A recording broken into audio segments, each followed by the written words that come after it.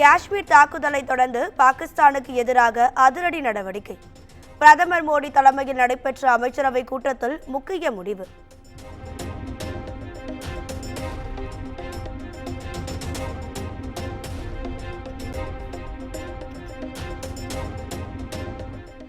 பஹல்காம் தாக்குதல் எதிரொலியாக அட்டாரி வாகா எல்லை மூடல்.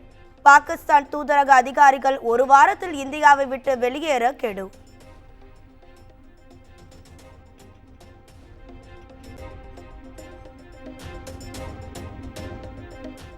பாகிஸ்தானுக்கான விசாக்கள் தற்காலிகமாக நிறுத்தம்.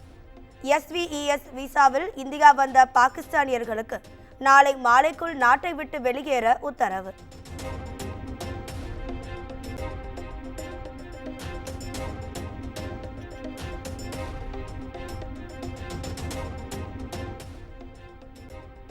சார்க் விசா ஒப்பந்தத்தின் கீழ் வழங்கப்பட்டுள்ள விசா மூலம் பாகிஸ்தானியர்கள் இந்தியா வர தடை. பாகிஸ்தானியர்கள் இந்தியாவிற்குள் பயணம் செய்ய அனுமதி கிடையாது.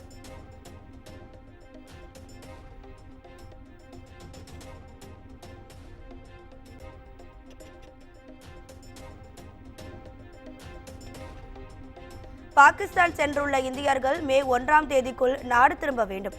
பாகிஸ்தானில் உள்ள இந்தியர்கள் விரைந்து நாடு திரும்ப மத்திய அரசு அறிவுறுத்தல்.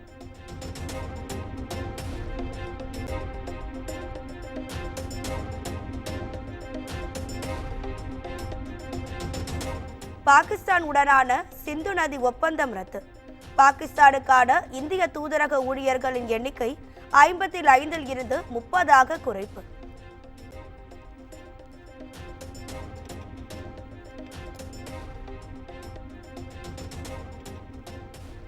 பாகிஸ்தான் பிரதமர் ஷெபாஸ் ஷெரீப் தலைமையில் இன்று தேசிய பாதுகாப்பு ஆலோசனை கூட்டம். காஷ்மீர் தாக்குதல் சம்பவத்தில் இந்தியாவின் நடவடிக்கையை எதிர்கொள்வது குறித்து அவசர ஆலோசனை.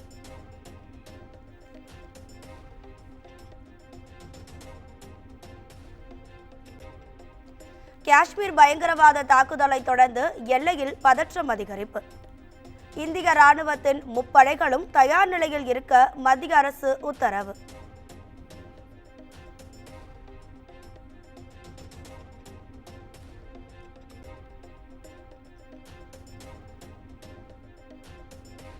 பஹல்காம் தாக்குதல் பயங்கரவாதிகளை பிடிக்க 3வது நாளாக ராணுவ தேடுதல் வேட்டை.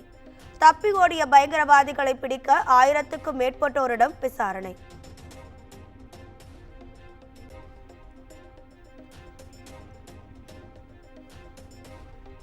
ஜம்மு காஷ்மீரில் பயங்கரவாத தாக்குதல் எதிரொலியாக கண்காணிப்பு தீவிரம். நெடுஞ்சாலை ரயில் நிலையங்களில் பலத்த பாதுகாப்பு.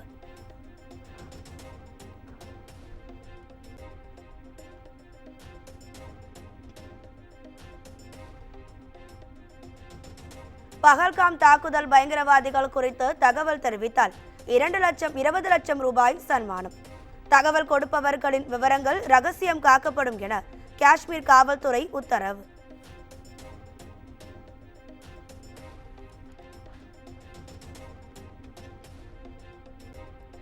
காஷ்மீர் தாக்குதல் தொடர்பாக மத்திய அரசு சார்பில் டெல்லியில் இன்று மாலை அனைத்து கட்சி கூட்டம். தாக்குதல் குறித்து மத்திய அமைச்சர்கள் ராஜ்நாத் சிங், அமித்ஷா, ஜெய்சங்கர் விளக்கம் அளிக்கின்றனர்.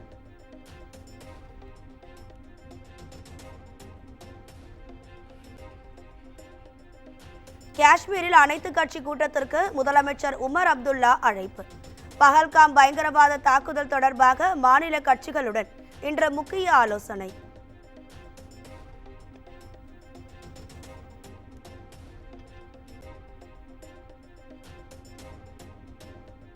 காங்கிரஸ் காரிய கமிட்டியின் அவசர கூட்டம் டெல்லியில் இன்று காலை கூடுகிறது. ராகுல் காந்தி நாடு திரும்பிய நிலையில் காஷ்மீர் தாக்குதல் தொடர்பாக முக்கிய ஆலோசனை.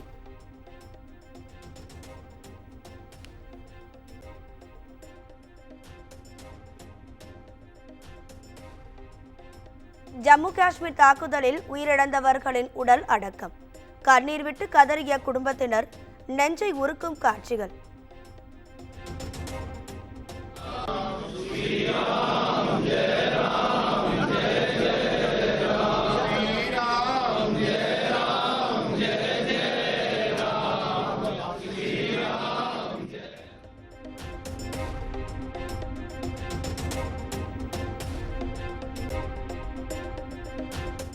தீவிரவாத தாக்குதலில் உயிரிழந்த கடற்படை லெப்டினன்ட் வினய்க்கு பிரியாவிடை கொடுத்த மனைவி. ஒரு வாரத்திற்கு முன் திருமணமான நிலையில் கதறி அழுது ஜெய்ஹிந்த் கூறி அஞ்சலி.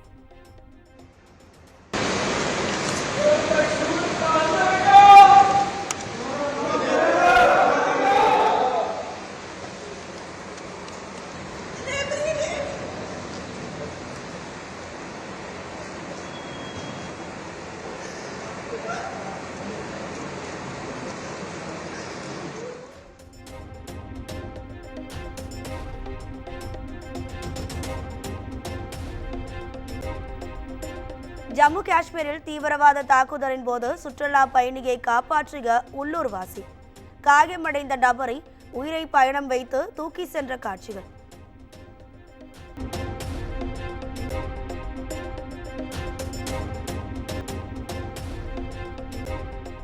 காஷ்மீர் தாக்குதலில் உயிரிழந்தவர்களுக்கு தமிழ்நாட்டின் பல்வேறு மாவட்டங்களில் அஞ்சலி.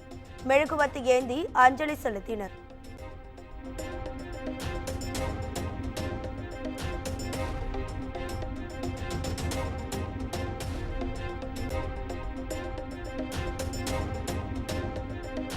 தமிழகம் முழுவதும் துப்பாக்கி ஏந்திய போலீசார் பாதுகாப்புடன் தீவிர வாகன சோதனை. பயங்கரவாத தாக்குதல் காரணமாக கடலோர பகுதிகளில் கடலோர காவல் படை ஹெலிகாப்டர் மூலம் கண்காணிப்பு.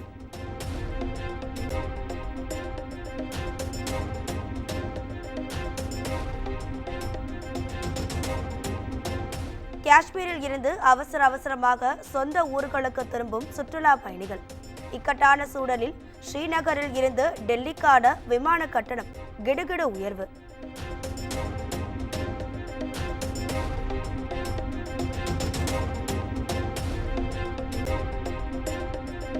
காஷ்மீர் தாக்குதலுக்கு பொறுப்பேற்று உள்துறை அமைச்சர் அமித்ஷா பதவி விலக வேண்டும். திருமாவளவன், மாணிக்கம் தாகூர் உள்ளிட்டோர் வலியுறுத்தல்.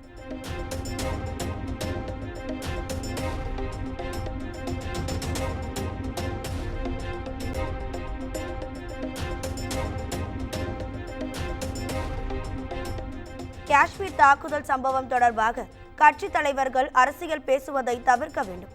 இந்த கொடூர தாக்குதலுக்கு மத்திய அரசு தக்க பதிலடி கொடுக்கும் என்றும் பாஜக முன்னாள் தலைவர் அண்ணாமலை உறுதி.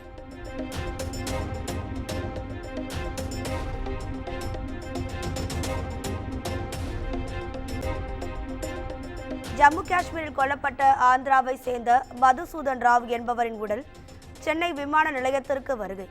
பாஜக தலைவர் நைனா நாகேந்திரன், காங்கிரஸ் தலைவர் செல்வ பெருந்தகை உள்ளிட்ட தலைவர்கள் மலர் வளையம் வைத்து அஞ்சலி.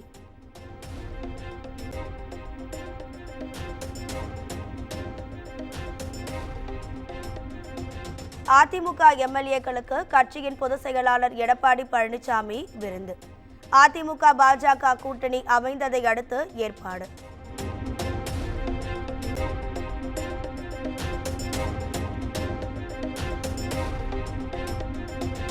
எடப்பாடி பழனிசாமியின் விருந்தில் அதிமுக மூத்த தலைவர் செங்கோட்டையன் பங்கேற்கவில்லை. சமீப காலமாக எடப்பாடி பழனிசாமி உடனான சந்திப்பை தவிர்த்து வரும் நிலையில் மீண்டும் புறக்கணிப்பு.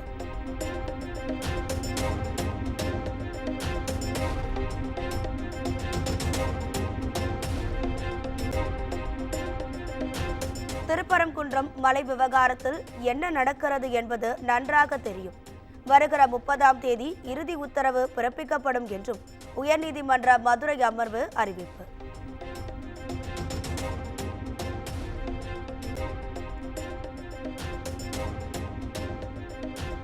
தமிழகத்தில் பள்ளி மாணவர்களுக்கான முழு ஆண்டு தேர்வு இன்றுடன் நிறைவு. கோடை விடுமுறை நாளை முதல் தொடங்குவதால் பள்ளி மாணவர்கள் மகிழ்ச்சி.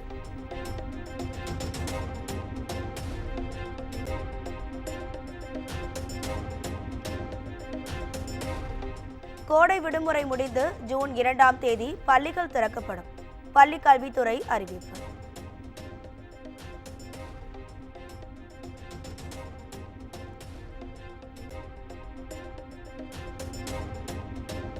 தவறு செய்யும் அமைச்சரை கட்டிக்காக்கும் மாடல் அரசு திமுக. அமைச்சர் பொன்முடியை பதவி நீக்கம் செய்ய பாஜக எம்எல்ஏ வானதி சீனிவாசன் வலியுறுத்தல்.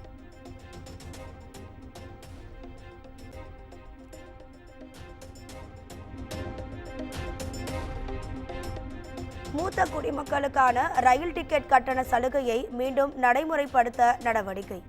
ரயில்வே நிர்வாகம் பரிசீலித்து வருவதாக திருச்சி எம்பி துரை வைகோ தகவல்.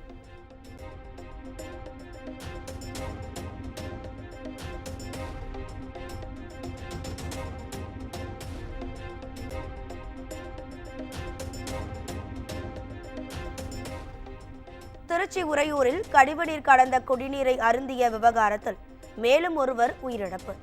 4 வயது சிறுமி உட்பட 4 பேர் உயிரிழந்த நிலையில் நுரையீரல் தொற்றால் மூதாட்டி ஒருவரும் மரணம்.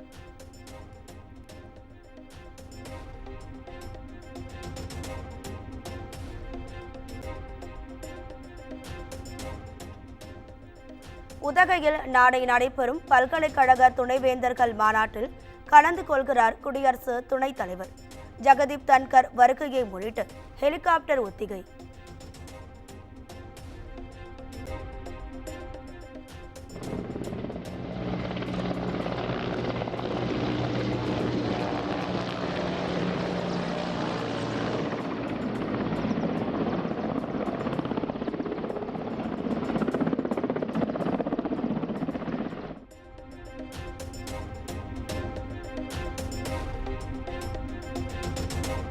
சென்னை தாம்பரம் அருகே தீ விபத்தில் தீக்கிரையான ஏடிஎம் இயந்திரம். நல்வாய்ப்பாக இயந்திரத்தில் இருந்த சுமார் 8 லட்சம் ரூபாய் தப்பியது.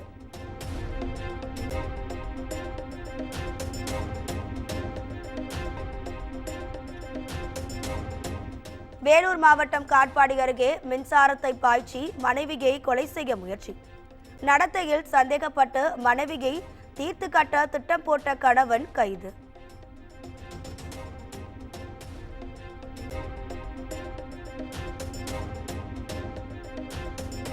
சேலம் மாவட்டம் ஆத்தூர் அருகே ஜவ்வரிசி குடவுனில் பயங்கர தீ விபத்து.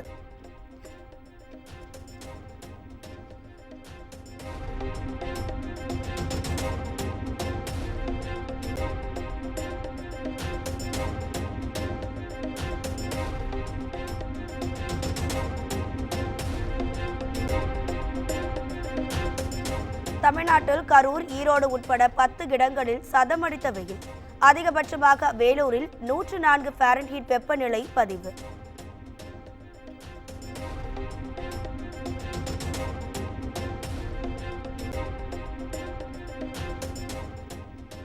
மேற்கு வங்கத்தில் இளைஞர் கொலையை கண்டித்து நடைபெற்ற போராட்டத்தில் வன்முறை.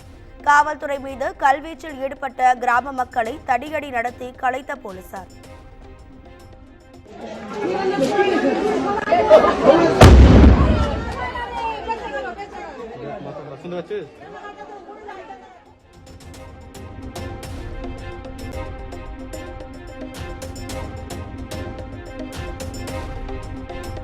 துருக்கியில் சக்தி வாய்ந்த நிலநடுக்கம்.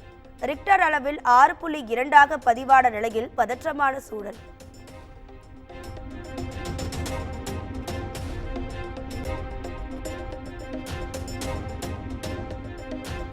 காஷ்மீர் தாக்குதலில் உயிரிழந்தவர்களுக்கு ஐபிஎல் போட்டியில் இரங்கல். ஹைதராபாத்தில் நடந்த போட்டியின் போது 1 நிமிடம் மௌன அஞ்சலி செலுத்திய கிரிக்கெட் வீரர்கள்.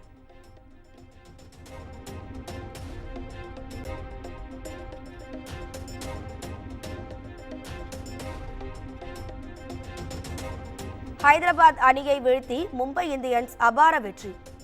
ஐபிஎல் புள்ளி பட்டியலில் மும்பை அணி 3வது இடத்திற்கு முன்னேற்றம்.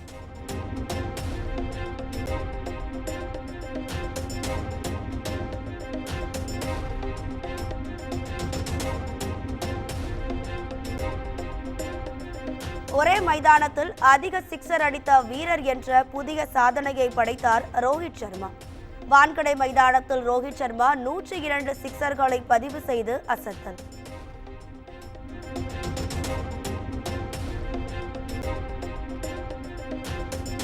ஐபிஎல் கிரிக்கெட் தொடரில் பெங்களூரு, ராஜஸ்தான் அணிகள் இன்று பல பரீட்சை. தொடர் தோல்வியில் இருந்து ராஜஸ்தான் மீளுமா என ரசிகர்கள் எதிர்பார்ப்பு.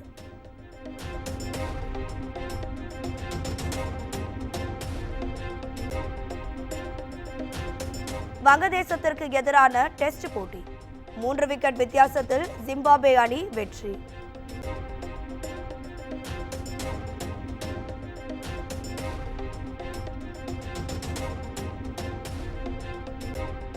மேட்ரிட் ஓபன் டென்னிஸ் முதல் சுற்றில் எம்ஆர் ரடுகானு சக்காரி வெற்றி.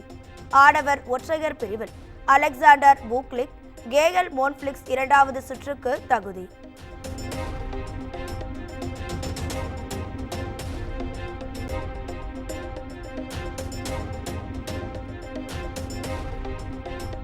கார் ரேஸில் வென்ற கோப்பைகளுடன் போஸ் கொடுத்த அஜித் குமார். இணையத்தில் வைரலாகும் புகைப்படம்.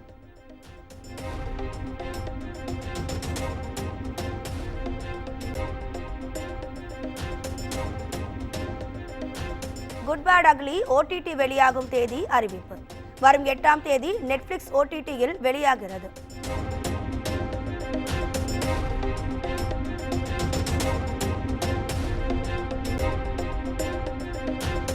வடிவேலு சுந்தர்சி கூட்டணியில் உருவாகியுள்ள கேங்கஸ் திரைப்படம் இன்று வெளியாகிறது.